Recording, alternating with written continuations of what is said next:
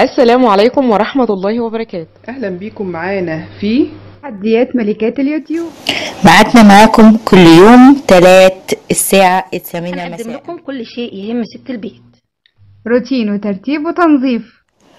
وما نسيناش خبيز الصعيد وأكلاته الجميلة وتوضيبات الست الصعيدية وكل ما مش هننسى الهاند ميد، هنعلمك أفكار سهلة وبسيطة. ومش هننسى احلى المشروبات سخن وساقع. ومعانا طبعا الأكل الفلاحي اللي بتحبوه كلكم، ومش هننسى الفلوجات الجميلة اللي بنروحها في الأرض ملكة الزراعية. بيتك، تابعونا هتلاقوا عندنا كل جديد.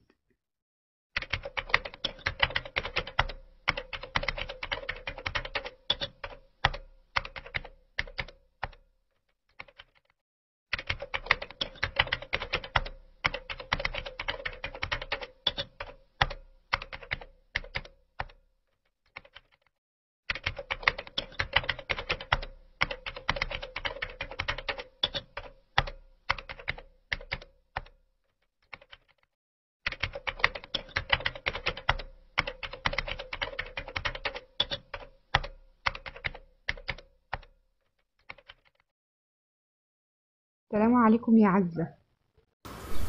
ايوه يا فاطمه، عامله ايه حبيبتي؟ وحشاني. وانتي اكتر والله يا حبيبتي.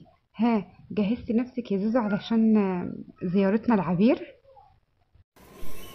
اه يا فاطمه، لسه مكلمه سماح وام حفصه وقالوا لي هنتقابل كلنا ان شاء الله بكره عند عبير. ما تعرفيش يا عزة انا فرحانة قد ايه ان احنا هنزور عبير.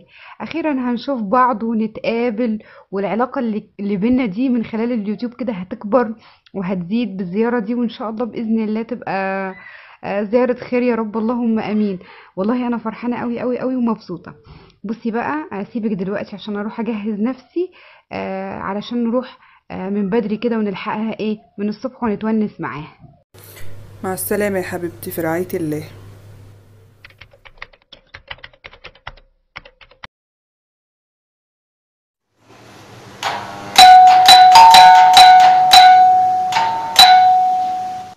أيوة حاضر يلي على الباب، أنا جاي أفتح أهو. أكيد انتي تسنيم، عاملة ايه يا حبيبتي؟ واخواتك ومامتك عاملين ايه؟ الحمد لله يا طنط بخير، اتفضلوا انتوا نورتونا والله.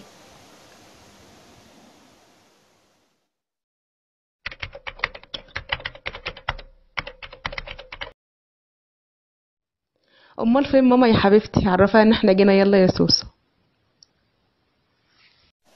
اتفضلوا هنا في الصالون، ماما في مشوار وزمانها جاية. بقول لكم ايه، مش ملاحظين ان البيت مش نضيف؟ شايفين كل حاجه مرميه ازاي على الارض؟ الدنيا متبهدله قوي. هي ازاي تخرج وتسيب بيتها كده؟ يا بنات، انا مكسوفه قوي قوي من الزياره دي. على الاقل كنا اديناها خبر وقلنا لها ان احنا جايين، معقوله نطب عليها كده فجاه؟ يا بنات ملوش لزوم الكلام ده دلوقتي، انتوا مش عارفين إن عبير عندها أطفال صغيرة، وأكيد مهما بتنظف هما بيبهدلوا لها الدنيا. ربنا يا رب يقويها ويهدهم لها يا رب، اللهم آمين. ماما أصحابك جم وأنا قعدتهم في الصالون. أصحابي مين يا تسنيم؟ أصحابك طنط عزة وطنط فاطمة وطنط أم حفصة وطنط سماح اللي عندهم قنوات يا ماما.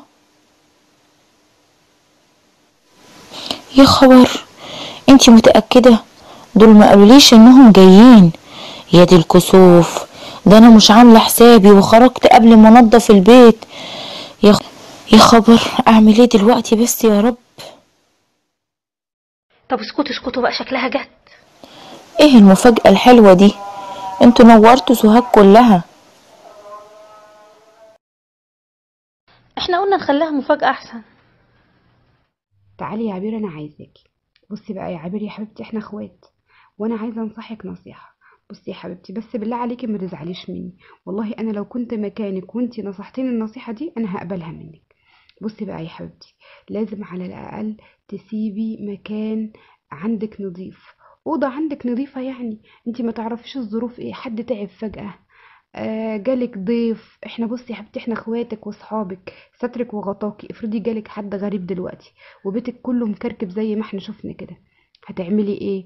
لا يا حبيبتي، لازم يكون عندك مكان نظيف متعطر وظبطي نفسك يا عبير، حاولي تصحي بدري، ويبقى ليكي روتين كده يوم تنظفي فيه البيت تنظيف سريع، تعملي له متابعة سريعة علشان يا حبيبتي يبقى ايه بيتك كله رايق وهادي. علمي اولادك يلموا لعبهم وراهم بعد ما يلعبوا، علميهم الترتيب والنظافة. واتمنى يا عبير ان انت تقبلي نصيحتي وما تزعليش مني يا حبيبتي.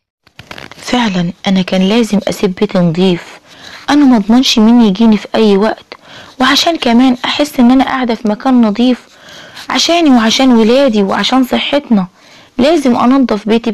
ما هو لازم بيوتنا تكون نظيفة على طول، مين عارف مين هيدخل بيته في اي وقت. ما تعرفيش مين ممكن يطب عليكي كده في اي وقت، ده حتى المثل الشعبي بيقول اكنس بيتك ورشه ما تعرف مين يخشه. ومش عايزين ننسى كمان يا بنات آداب الزيارة، أولها وأهمها هو الاستئذان. مش علشان هي حبيبتنا وصاحبتنا يبقى نطب عليها كده فجأة وبدون استئذان، لا طبعا، وبحجة قال ايه ان احنا عايزين نعمل لها مفاجأة. دي طبعا هتبقى مفاجأة وحشة جدا. على الأقل مكالمة تليفون نستأذن بيه صاحبة البيت، احنا عايزين نزورك، فاضية امتى، حددي ميعاد. لازم صاحبة البيت هي اللي تحدد ميعاد الزيارة، لأن طبعا احنا مش عارفين هي فاضية امتى، ظروفها عاملة ازاي. طبعا لازم تكون مستعدة ماديا ومعنويا ونفسيا لاستقبال ضيوفها. وطبعا كمان ما ينفعش كده اول ما ندخل بيت الناس اللي احنا رايحين نزورهم نفضل نبص يمين وشمال ونقعد نقول ده نضيف ومش نضيف، ونتفحص كده كل الاماكن اللي فيه. البيوت يا جماعة لها حرمة ولازم كلنا نحافظ عليها.